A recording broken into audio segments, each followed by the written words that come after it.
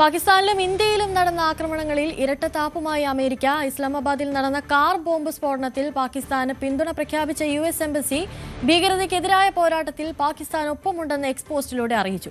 അതേസമയം ചെങ്കോട്ടയിലെ സ്ഫോടനത്തിൽ അനുശോചനം രേഖപ്പെടുത്തിയിട്ടുള്ള സെർജിയോ ഗോറിന്റെ എക്സ്പോസ്റ്റിൽ ഭീകരവാദം എന്നൊരു പരാമർശമില്ല.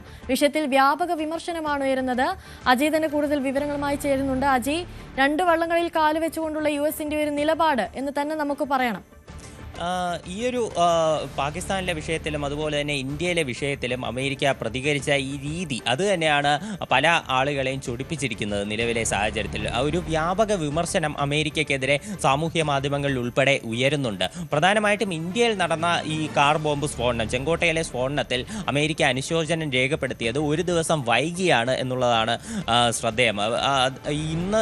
ഇന്ന് പുലർച്ചെയാണ് അമേരിക്ക ഇത്തരത്തിലൊരു പോസ്റ്റ്, അത് ഇന്ത്യയിലെ സ്ഫോടനത്തിൽ ഒരു അനുശോചനം രേഖപ്പെടുത്തിക്കൊണ്ട് ഇന്ത്യയിലെ US എംബസി ഒരു പോസ്റ്റ് ഇട്ടത്.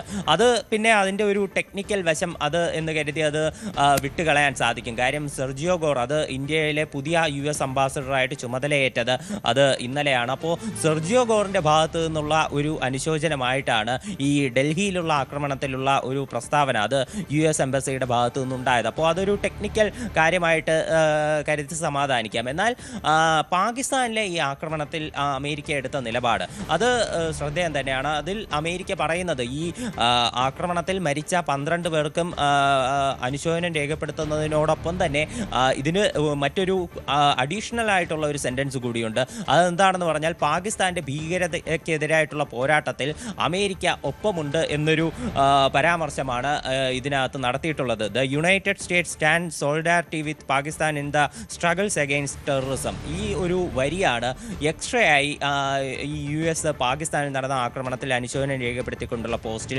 രേഖപ്പെടുത്തിയിരിക്കുന്നത്. അപ്പോൾ ഈ ഒരു കാര്യത്തിൽ തന്നെയാണ് വ്യാപകമായിട്ട് വിമർശനം ഉയരുന്നത്.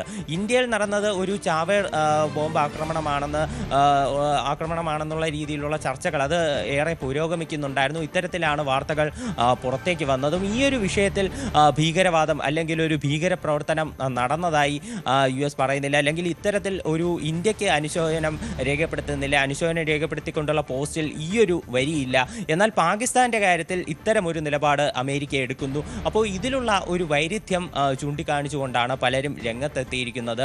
US എംബസിക്കെതിരെ ഒരു ശക്തമായിട്ടുള്ള വിമർശനം സാമൂഹ്യ മാധ്യമങ്ങളിൽ പലയിടത്തും രേഖപ്പെടുത്തിക്കൊണ്ട് ആളുകൾ ഈ ട്വീറ്റുകൾ റീപോസ്റ്റ് ചെയ്തുകൊണ്ട് രംഗത്തെത്തിയിട്ടുണ്ട്. എന്തായാലും ഇക്കാര്യത്തിൽ US-ലെ മറ്റ് അധികൃതരൊന്നും നിലവിൽ ഈ വിഷയത്തിൽ പ്രതികരിച്ചിട്ടില്ല. ട്രംപിൻ്റെ ഭാഗത്തു നിന്നും മറ്റ് പ്രതികരണങ്ങളൊന്നും തന്നെ വന്നിട്ടില്ല.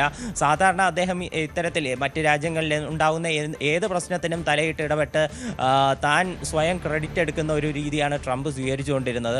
എന്നാൽ ഈ ഇന്ത്യയിലെയും പാകിസ്ഥാനിലെയും നിലവിൽ നടന്ന ആക്രമണങ്ങളിൽ അദ്ദേഹം പ്രതികരിച്ചിട്ടില്ല. വിഷയത്തിൽ അദ്ദേഹത്തിൻ്റെ ഭാഗത്തു നിന്നൊരു പ്രതികരണം ഉണ്ടാകും എന്ന് തന്നെയാണ് പ്രതീക്ഷിക്കുന്നത്. എന്തായാലും ഇന്ത്യയിലെ ആക്രമണത്തിൽ ഭീകരവാദം എന്ന് പരാമർശിക്കാതെ ഭീകരവാദത്തിനെതിരായിട്ടുള്ള പോരാട്ടത്തിൽ ഐക്യദാർഢ്യം പ്രഖ്യാപിക്കാതെയുള്ള അമേരിക്കയുടെ ഈ ഒരു ഇരട്ടത്താപ്പ് നയം അതിൽ വ്യാപകമായിട്ട് പലരും ഇത് ചൂണ്ടിക്കാണിച്ചുകൊണ്ട് വിമർശിക്കുക തന്നെ ചെയ്യുന്നുണ്ട്. ശരി, അജയ് സുധ ബിജുവാണ് കൂടുതൽ വിവരങ്ങൾ നൽകിയത്.